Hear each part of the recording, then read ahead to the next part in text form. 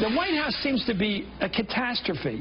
It's crazy. It's Mishigas, a good Yiddishism. It's Mishigas. It's just confusing craziness. This is heading toward the end, right?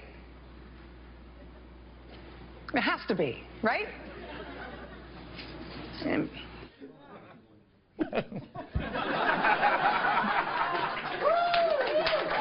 So now, who's the crazy aunt and uncle?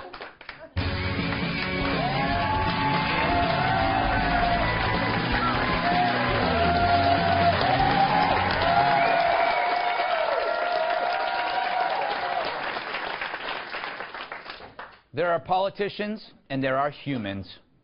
This is a politician. In too many parts of the world, especially in the Middle East, there's been a breakdown of order that's been building for decades. And it's unleashed forces that are going to take a generation to resolve. This is a human. They're sneaky, dirty rats.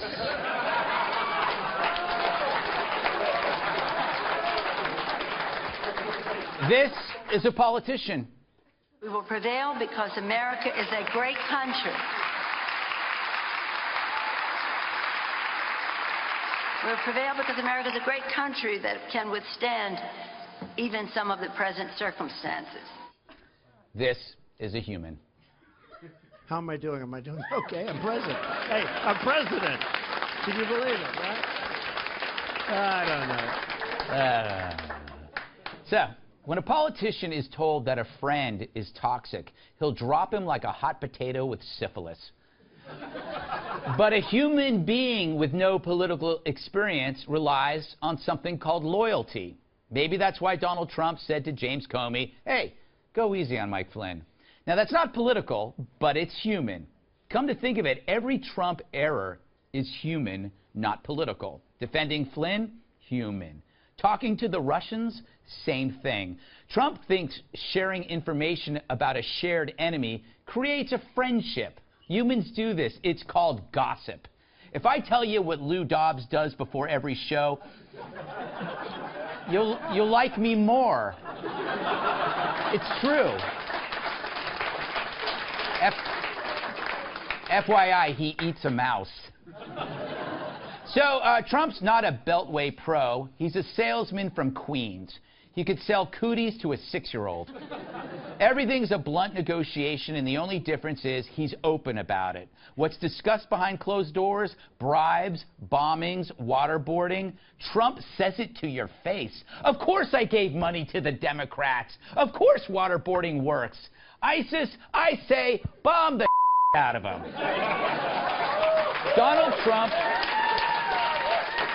Donald Trump believes that you deal with the bad to prevent the worst. So the media, who still can't accept we elected a cat, not a dog, screams when he refuses to fetch.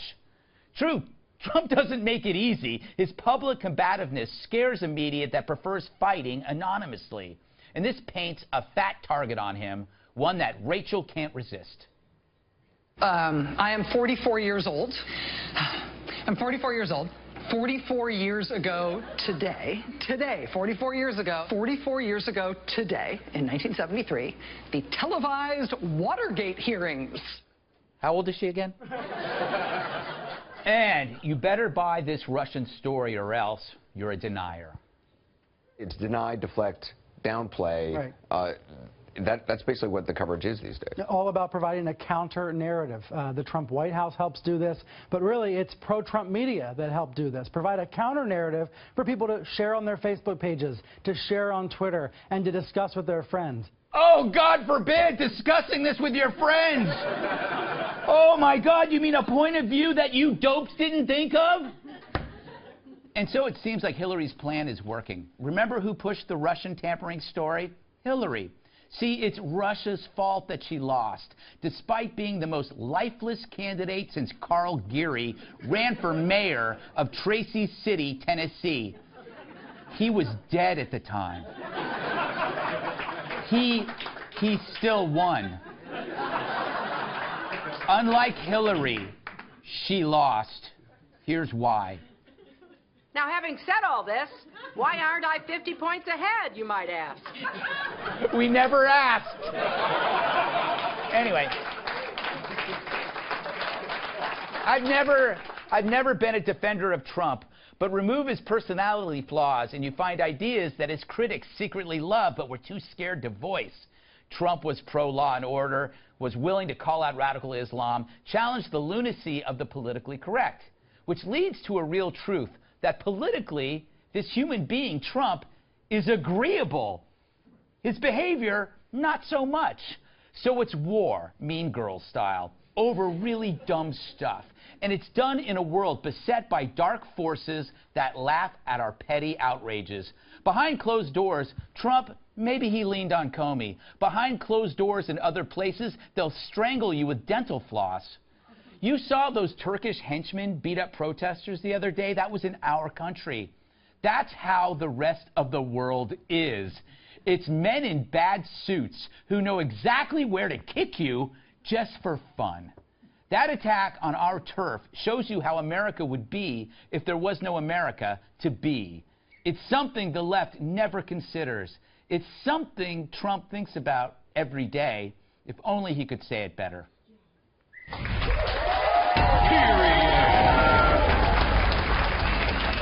Yes. Sit down. Sit down. All right, let's welcome tonight's guests. While you were watching Scrubs, he killed bin Laden. He has a new book detailing how he did it. It's called The Operator. Former Navy SEAL Rob O'Neill. Thank you. While Rob was killing bin Laden, this guy was directing Scrubs. Actor, writer, and comedian Michael McDonald. He has a new show called Nobodies on TV Land. She's cranky and lanky, and you can take that to the banky. Host of the Fox News specialist, Kat Timpf. And the pyramids are his doorstop. Former bodyguard and my massive sidekick, Tyrus. All right. Rob, yes. Is Trump too human to be president? I think it's not that he's too human. I think everyone's too politician. It's like everyone there is either a congressman or a former congressman or a senator that used to be a governor. There's a lot of things we need to fix, and term limits obviously is one of them.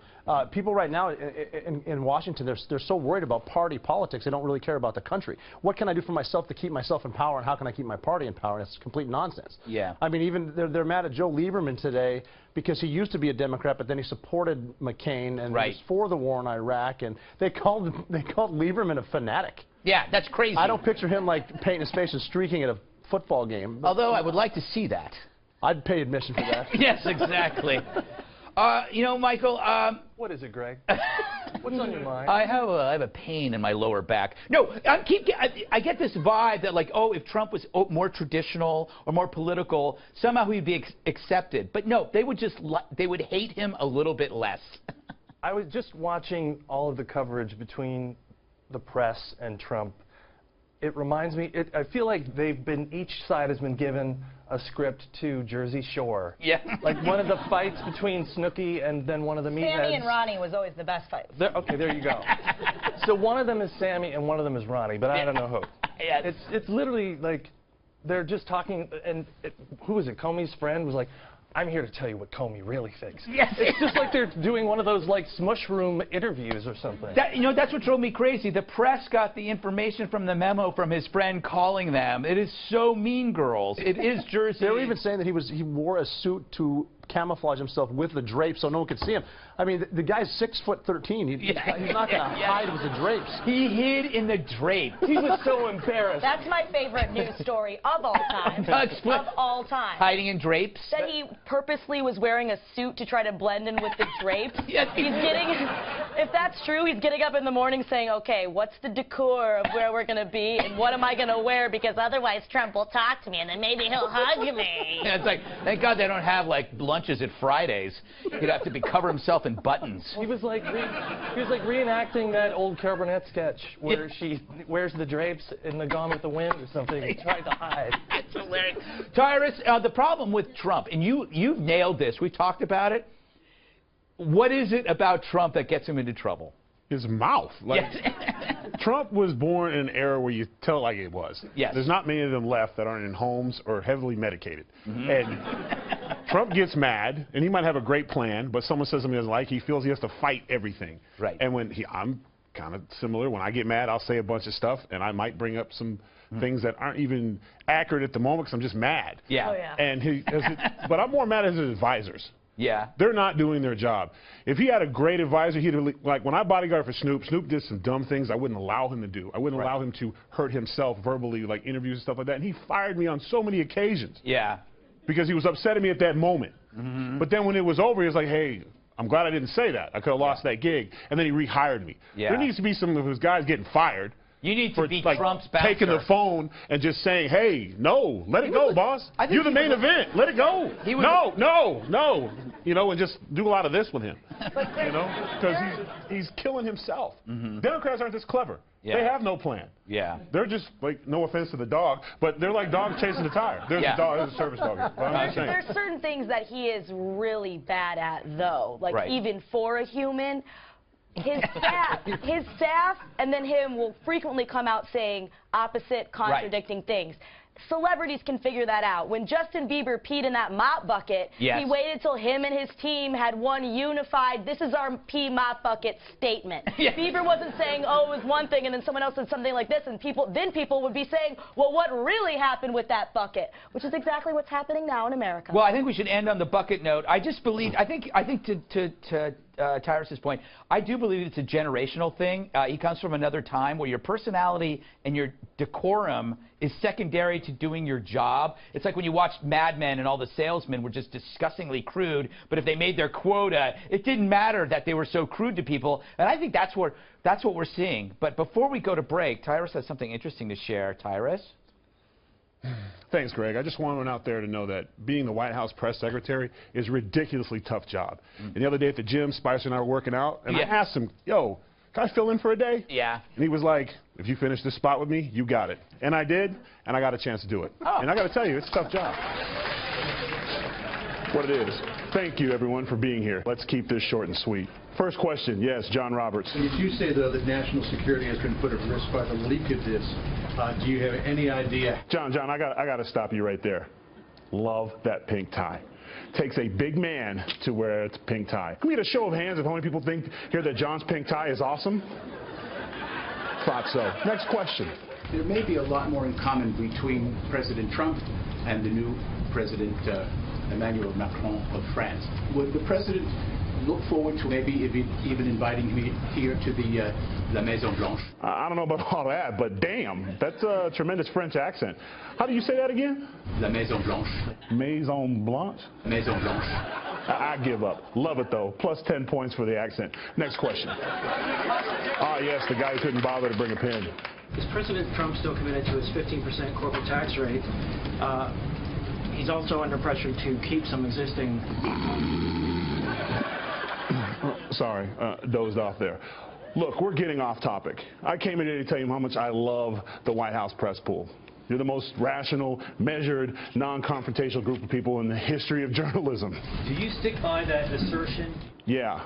And let me say, good sir, that you have the best hair in the room. You got a problem with that? That's what I thought. Have a good day. Deuces.